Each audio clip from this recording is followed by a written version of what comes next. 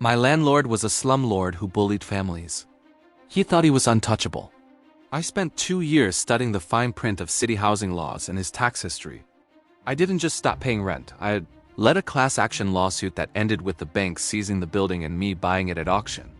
This is the story of how we, the tenants, legally took over our own building. When I first moved in, I thought I'd found a great deal. The rent was affordable and the location was perfect. But it didn't take long to see the dark side. The landlord, let's call him Mr. Graves, was a classic slumlord. He'd ignore every request for repairs. We had leaks that turned into mold, broken heaters in the dead of winter, and a pest problem that was completely out of control. He preyed on families who couldn't easily move, especially those with language barriers or uncertain immigration statuses. He knew they were afraid to complain, and he used that fear to his advantage. He would scream at people, make threats, and act like he owned us, not just the building. He was a bully, plain and simple, and he thought the law was on his side because he had the deed. I watched my neighbors suffer in silence, too scared to speak up. I saw children getting sick from the mold. I saw elderly tenants shivering in their apartments. One day, after another empty promise and a particularly nasty confrontation, I decided enough was enough. I couldn't fight him with threats or anger. I had to fight him with the one thing he clearly never bothered to understand: the law. That night, my life changed. I went from being a tenant to being a legal detective. I spent every spare moment at the public library and on my computer, diving into the maze of city housing codes, tenant rights, and property law. I wasn't a lawyer. I was just a determined person with a library card and a Wi-Fi connection. My goal was what I started calling the legal siege. I wasn't just going to file a complaint. I was going to build an ironclad case from every possible angle. I read about rent escrow accounts, where you can legally pay your rent to the court instead of the landlord if conditions are uninhabitable. I studied health code violations, building permit requirements, and fire safety regulations. I became an expert on his obligations and our rights. The more I read, the more I realized just how many laws he was breaking every single day. He wasn't just a bad landlord. He was a criminal in a landlord's clothing. This knowledge was my armor. It gave me the confidence to move to the next phase, which was the most critical and dangerous part of the plan. I knew I couldn't do this alone. I needed the other tenants. But everyone was terrified of retaliation. Mr. Graves had a history of illegal evictions and harassment. So I started what I called the silent union. It began with quiet conversations in the hallway, a shared nod of understanding in the laundry room. I'd slip notes under doors with simple, anonymous information about tenant rights. I didn't ask for names or commitments at first. I just planted seeds of knowledge. Slowly, people started talking to me. One neighbor would mention a leak he'd reported 6 months ago. Another would show me pictures of the rats in her kitchen. I started documenting everything.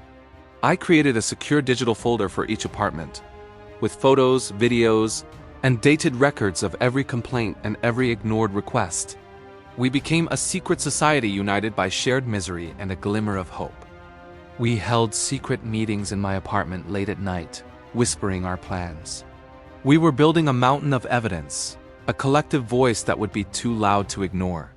The fear was still there, but now it was mixed with a powerful sense of solidarity. We were no longer isolated victims. We were a union. As our case grew stronger, I kept digging into Mr. Graves' own history. I wasn't just looking at the building. I was looking at him. I pulled public records, his tax history, other properties he owned, and any past legal troubles. I spent weeks poring over dusty property deeds and mortgage documents at the county records office. And that's when I found it. The fatal flaw. The smoking gun. It turned out that years ago, he had refinanced the building with a complex loan from a major bank. Buried deep in the hundreds of pages of that loan agreement was a specific clause. The property had to be maintained to a certain standard, in compliance with all city and state housing laws. If the property fell into a state of severe disrepair or accumulated a significant number of code violations, it would trigger a default on the loan. He had signed it. He had agreed to it. And he had violated it on a massive scale. Our mountain of evidence wasn't just grounds for a lawsuit against him. It was proof that he had broken his contract with the bank. He hadn't just neglected us. He had defrauded his lender. This is the key. We didn't just have to fight him in housing court. We could bring the bank into the fight. With the fatal flaw discovered, we were ready to launch our attack. We hired a legal aid attorney who was blown away by the evidence we had collected. We didn't just come to him with complaints. We came with a fully documented, organized case. We filed a massive class action lawsuit against Mr. Graves for years of neglect and illegal practices. Simultaneously, our lawyer sent a certified package to the bank's legal department.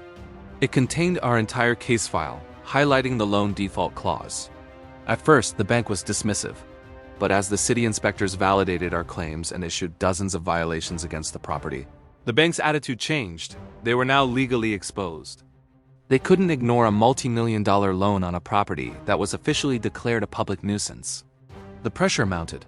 Mr. Graves was buried in legal notices from us, the city, and now his own bank. His bullying tactics didn't work on lawyers and bank executives. His little empire of fear was crumbling. The bank, seeing no other way to protect its investment, initiated foreclosure proceedings. The legal siege had worked. He wasn't just losing a court case. He was losing the entire building. The day of the public auction was surreal. We, the tenants, all chipped in what little we could to be there. We stood at the back of the courthouse steps, watching as the building we called home was sold to the highest bidder. We were terrified that another slumlord would buy it. But we had a plan. Using our organized union, we had partnered with a non-profit housing organization. They helped us form a tenant cooperative and secure pre-approved financing. I had spent the last 2 years not just fighting, but learning. I had learned about cooperative housing, property management, and finance. When the auctioneer called our building's address, my heart was pounding. There were a few other bidders, developers who probably saw the building as a teardown project. But our non-profit partner, bidding on our behalf, was prepared. The bidding went back and forth. My hands were sweating. My neighbors were holding their breath. And then the final call, sold, the hammer fell. We had won. The building was ours. The cheer that went up from our small group of tenants was the most beautiful sound I have ever heard. We didn't just win a lawsuit, we won our homes. Transforming the building from a slum into our kingdom was the final, most rewarding chapter. It took work, a lot of work. We organized cleanup days. Everyone pitched in, painting walls, patching holes, and planting a community garden in the neglected backyard. The nonprofit helped us manage the larger renovations, bringing in professional contractors to fix the plumbing, install new heaters, and safely remove all the mold safely and effectively. For the first time, our rent money was going back into our own homes. We weren't just tenants anymore. We were owners. We established a cooperative board, holding democratic meetings where everyone had a voice. The woman who was once afraid to report a rat in her kitchen now chairs the maintenance committee. The families who were bullied into silence now vote on the budget. As for me, my neighbors elected me to be the president of our new tenant cooperative. It's a job I never asked for, but one I am incredibly proud to hold. We turned a place of misery into a community of pride and security. We proved that when people stand together, armed with knowledge and determination, they can do more than just fight a landlord. They can take the castle. This entire journey taught me that the system can work, but you have to be willing to work the system. It's not easy, and it takes time, but knowledge is a power that no one can take from you. If you're in a similar situation, don't lose hope. Start by learning your rights. Document everything. Connect with your neighbors. There is strength in numbers. And remember that you are not just a renter. You are a resident, a citizen, and you have the right to a safe and healthy home. The laws are there to protect you, but you have to be the one to pick them up and use them as your sword and shield. Our story is proof that even against the biggest bullies, the little guys can win. Thank you so much for listening to our story. It was a long and difficult road, but it was worth every step. If this story inspired you or you want to see more content about empowerment and community action, please hit that like button and subscribe to the channel. Let us know in the comments if you've ever had to stand up for your rights as a tenant. Let's share our knowledge and support each other. Thanks again for watching, and we'll see you in the next video.